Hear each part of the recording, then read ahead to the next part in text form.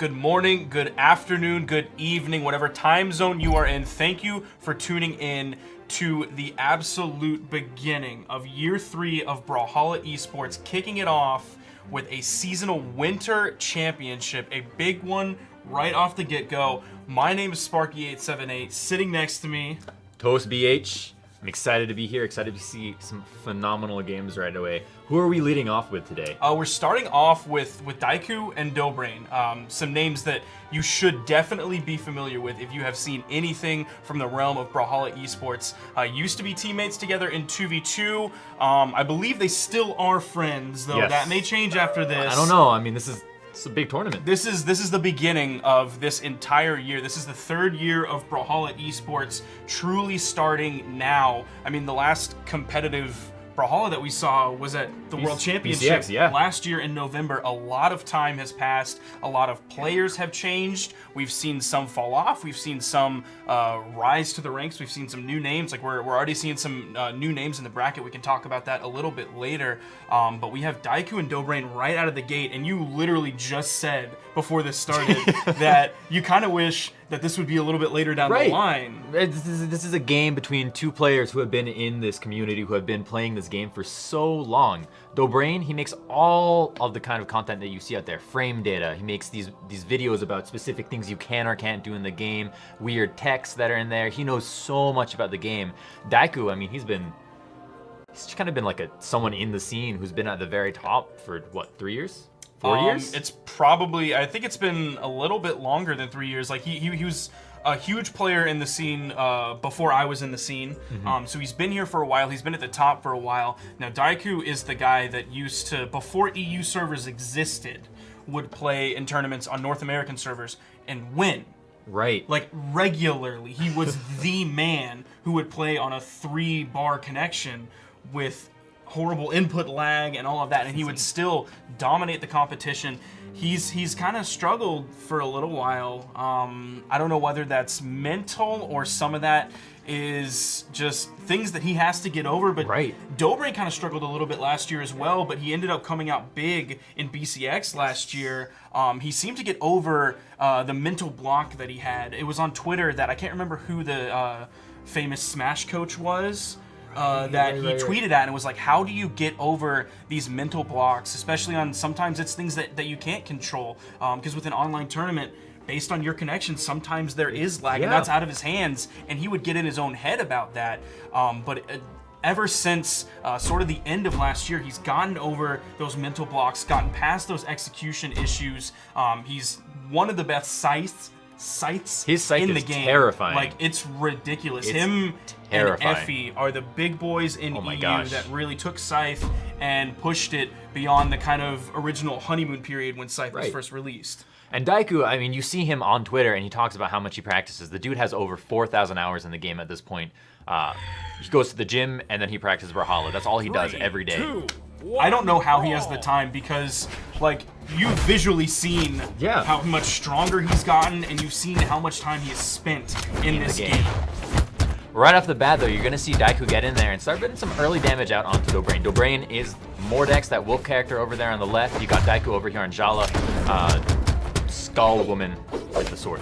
You have to worry about string possibility coming out from Dobrein with the scythe. You've seen huge scythe strings that you can get once you bait out your opponent's dodge. And on a low defense character like Brawlhalla, that's going to lead to early deaths. With Gimp possibility from scythe and Gimp possibility and string possibility as well coming out from the gauntlets.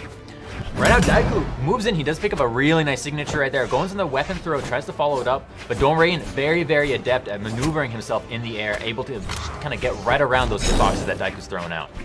You've seen Dobrein kind of stick to the ground right now. He's using that dash to move back and forth, get in and out of Daikou's range. Daikou's sticking on the wall, and you saw him just floating a little bit ago. The signature sending Diakou off the screen into the magnifying glass. Not quite enough to kill yet. Barely missing. Dobrein picking it up, though. The pressure coming out from Dobrein on Diakou is crazy. Daikou's doing a phenomenal job surviving right there. Nice follow-up through that string. That gravity cancel into that recovery does knock Diakou out of that first stock onto his second stock. Looking pretty good for Dobrein. And it's interesting that he did the sidelight, then the gravity cancel sidelight in the same direction. You used to see people turn that around and do the gravity cancel sidelight in the other direction and then follow it up with a recovery. We're gonna kind of see here, Dobrein going in for that neutral light. Diakou sees an opening, takes it, hits that side air, pushes Dobrein way off that left side. Dobrein gets back onto the center stage here. And Diakou just looking for that opening. He knows he's 1 or 2 hits away from knocking Dobrein down to that second stock. What he wants there, it could be. It is recovery. The D-Light into the recovery for the kill. The recovery, that is one of the main bread and butter sword kill options. Also a solid damage option coming out as well. You're seeing Diakou kind of float a little bit. When Dobrein has the gauntlets in his hands, he's worried about the downlight range. The downlight range on gauntlets is huge. That is the gap closer. That was a beautiful play out from Diakou. You saw right there, Dobrein turning around though onto Diakou, picking up 2 of those neutral lights in the sky, dodges through the ground pound. Diakou now on the edge, gonna avoid that weapon throw. Nice, just the weapon throws for spacing out from Dobrein. Beautiful, beautiful execution. It's interesting that even though Dobrein has gauntlets in his hands, you saw him, Diakou was on the wall, you saw Dobrein immediately retreat back to stage, hit the stage control. There you have it again, not quite enough to kill this time, but it's the sidelight into the gravity cancel sidelight in the same direction. He's using that multiple times, and Daikou's struggling against it. Gravity cancel neutral signature. Even with his dodge down, Dobrein is a little bit scared to go onto Diakou on the wall. I mean, Diakou earlier in Discord said that he feels at home on the wall, like he's not scared on the wall. That harkens back to the days of his scary axe dare after dare after dare that he would give people with in yellow. And I love seeing how Diakou is so comfortable hanging just out of Dobrein's sight range, right? He's not afraid to get up close and then scooch right on out when he needs to. That's what you're able to do with dash, is you can play within and out of range so well. And Dobrein is just barely holding on to this lead by the skin of his teeth with that gauntlet recovery, swapping out the gauntlets back to the scythe. Diakou moves in, hits that downlight, gonna try and pick up the weapon. Dobrein though, gonna get those gauntlets. Moving back, trying to find an opening into Diakou. Diakou hits the side air, gonna pick up that sword.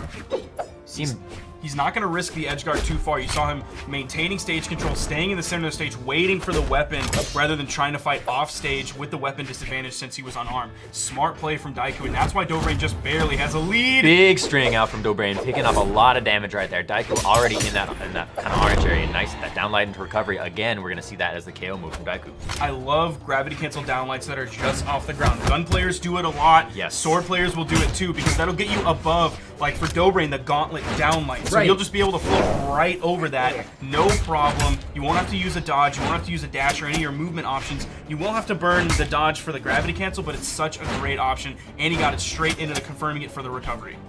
Right, and right now, a little earlier, you see Diakou using this axe so effectively, right? It's a big weapon, it does a lot of damage. He gets in there, he gets a lot of good hits, and he just starts racking up the damage onto Dobrein.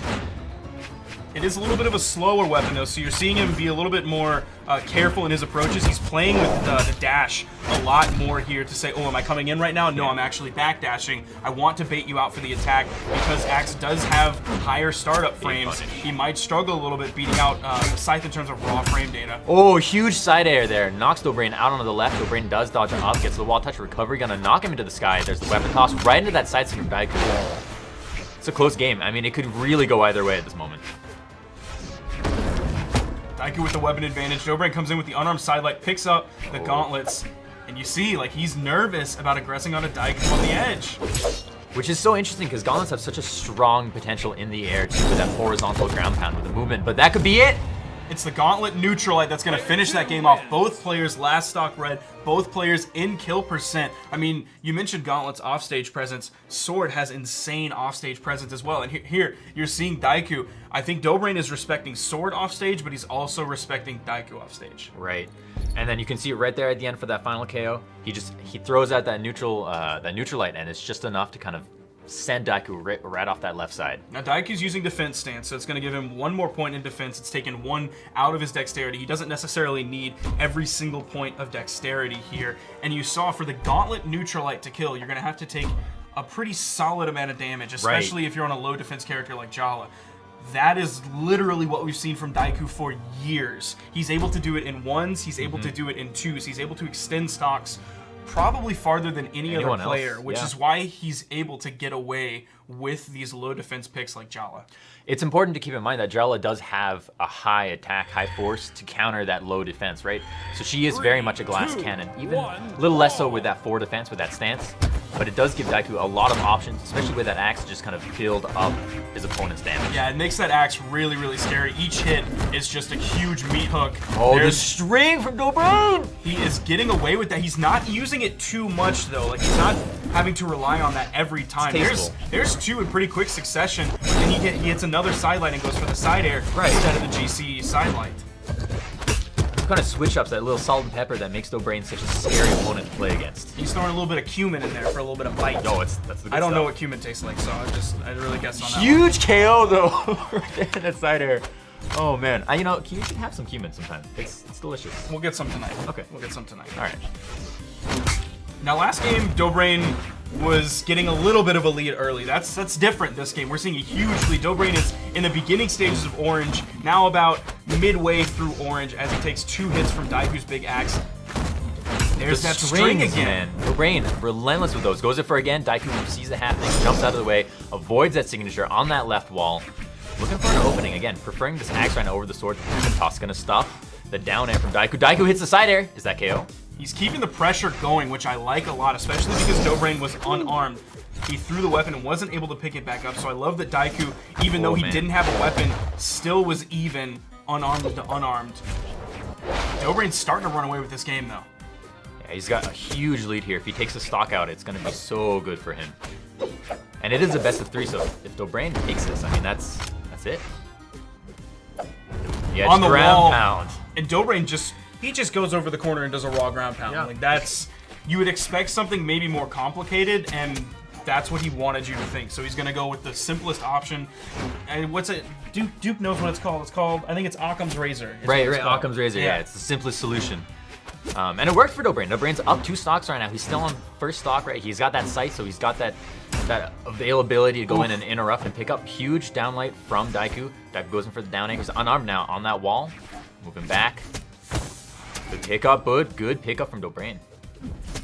Oh, that ground pound just barely hits. Multiple ground pounds from Scythe can be so scary on the edge. Diakou is going to finally get the kill, but he's about maybe halfway through his stock. Maybe since it's Diakou and he can extend stock, it's about a third of the way through his stock. But this is really, it's the test of if he's going to be able to extend it as much as he needs. And right now you see Diakou jumping a lot, moving around a lot, trying to find an opening. He's playing safe because he knows he's on that final stock. He knows he has to get another stock off Dobrein and then another stock on top of that. Nice dodge to that signature. Scary. We could see another neutral I killed. Diakou just barely using like that corner, that angle to ride it up. Just barely getting back with that. Nice dodge to the dare coming out from Dobrein. You see Diakou backing up. He's going in for those side airs. Got some fairly big hitbox, gives him some security, but that's it. Dobrein gonna take it. That's game 2 of this best of 3. Dobrein will move on, knocking Diakou all the way down to that lower bracket. And that's gonna be a 2-0. I think that's the adaptability of Dobrein coming out. Like you saw the first game, it was last stock red, both players kill percent, and then the second game, Dobrein just completely ran away with it. I don't think it really had as much to do or anything to do with the stage itself. Obviously, there were no character swaps. It was just raw adaptation coming out from Dobrein. And he, you know, if you're able to make that change, if you're able to adapt and go in for it and make those changes, more power to you. I mean, that's things like that right there are why Cyclone picked up Dobrein in the past couple weeks. I think it